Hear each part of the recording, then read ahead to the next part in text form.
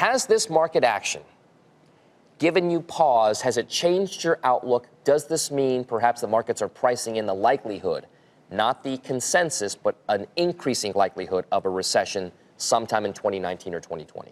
I think they're looking at 2020. So it does give us pause because we have to be mindful of what people's expectations are. Our own view is that it'll probably be later than 2020. And we think there's a significant difference between 2020 and later. And the reason being is because a lot of the risks we see out there that people are worried about have to do with leverage. And if we can get another couple quarters of growth, the amount of deleveraging that can occur during those quarters can be significant. And so if we're expecting a recession in 2021, someone's expecting one in 2020, your market outlook actually becomes markedly different. How does that deleveraging play out?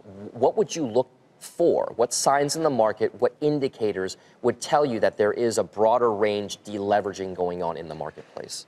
Well, I think you really just want to see, what people are doing with their cash flows. Are they reinvesting it? Are they dividending it out? Are they acquiring people? And just watching the overall tone. There's always going to be individual companies that are doing something different than the herd.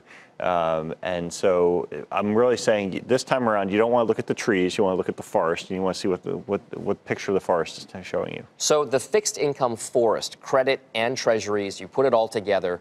What does it show you? We've been speaking so much about the steep drop in high yield and bank loans and leverage loans and the massive bounce back that we've seen.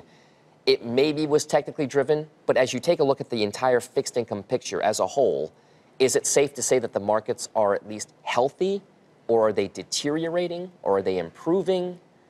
I would say they are reflecting a mindset that is worried about recession, but also mindful of the fact that they don't understand how everything works that could affect the marketplace. And I think this is why you see such a big focus on the Fed's balance sheet. If you had 10 years, we both grew up in fixed income. If you asked people 20 years ago what the Fed's balance sheet was for, they'd struggle to tell you, even people who worked in the business.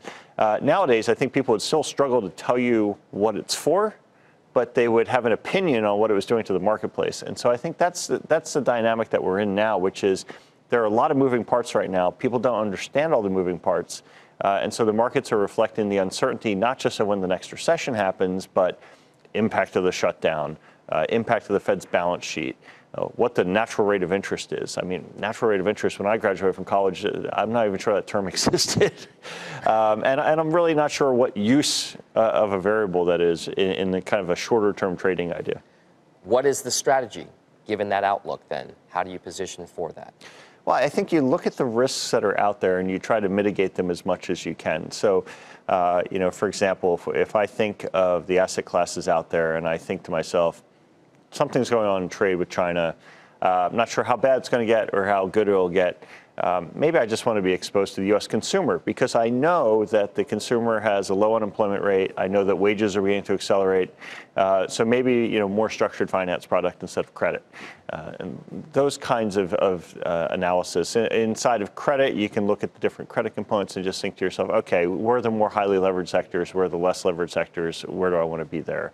And so those are the kinds of decisions that you have to make on a day-to-day basis right now.